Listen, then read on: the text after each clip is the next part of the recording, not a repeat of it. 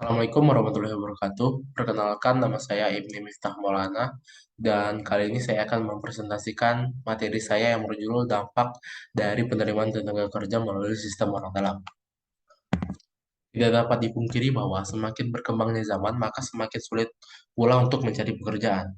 Bahkan, tidak sedikit dari para pencari pekerja yang menghalalkan segala cara untuk mendapatkan pekerjaan yang mereka dambakan. Termasuk salah satunya adalah menggunakan orang dalam. Fenomena orang dalam tentu tidak akan lekang oleh waktu untuk dibahas.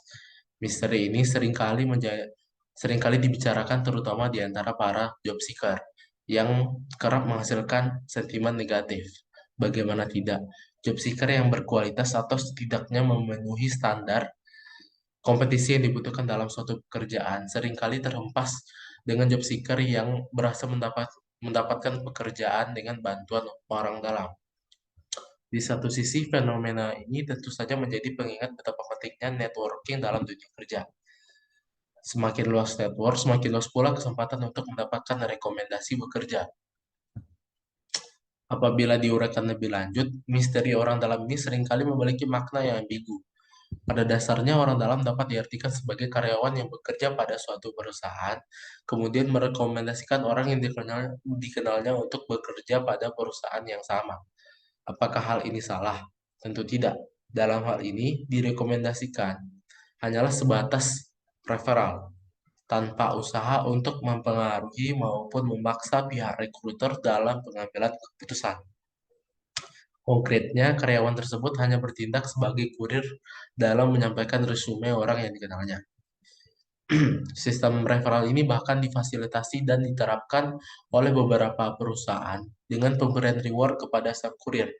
Selain mempercepat proses rekrutmen, sistem ini juga dianggap efektif dengan pertimbangan kualitas kandidat yang lebih dapat dipertanggungjawabkan. Apakah mendapat pekerjaan karena direkomendasikan orang lain itu merupakan suatu hal yang buruk? Tentu tidak. Jika kita berhasil mendapat rekomendasi kerja dari orang lain, itu artinya kita berhasil membuat personal branding bagus di mata orang yang merekomendasikan. Dengan kata lain, orang tersebut percaya dengan skill dan potensi kita. Lain halnya jika kita mendapat pekerjaan dengan cara menyogok karyawan perusahaan atau membawa-bawa hubungan kekeluargaan atau pertemanan alias nepotisme untuk mendapatkan rekomendasi. Hal ini berisiko menimbulkan masalah ke depannya, baik untukmu atau orang yang membawamu. Berikutnya adalah dampak positif dari sistem orang dalam. Yang pertama adalah menemukan kandidat tepat dengan cepat.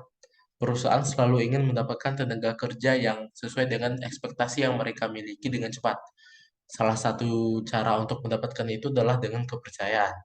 Kepercayaan di sini diberikan kepada sang kurir yang merekomendasikan kenalan mereka untuk melamar kepada perusahaan tersebut. Lalu yang kedua adalah mudahnya beradaptasi. Saat melamar pekerjaan lewat orang dalam, kamu tentu sudah mengenal beberapa orang yang berada di kantor atau perusahaan tersebut. Ini akan memudahkan kamu untuk beradaptasi dengan lingkungan kerja baru, meskipun rawan dengan label negatif.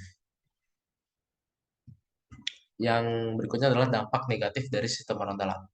Yang pertama adalah terciptanya kecemburuan sosial. Dengan diterimanya tenaga kerja melalui orang dalam, akan tercipta sebuah kondisi di mana beberapa pihak menganggap adanya ketidakadilan dalam perekrutan yang dilakukan oleh perusahaan. Lalu yang kedua adalah lingkungan pekerjaan yang tidak sehat. Dari kecemburuan sosial kemudian berguling menjadi persaingan yang tidak sehat antar karyawan. Persaingan tidak sehat ini biasanya dilakukan dengan menjatuhkan kandidat lain. Atmosfer inilah yang menyebabkan lingkungan pekerjaan di sebuah perusahaan terkesan tidak nyaman dan tidak sehat. Sekian hasil presentasi dari saya. Apabila terdapat kesalahan, mohon dimaafkan. Wassalamualaikum warahmatullahi wabarakatuh.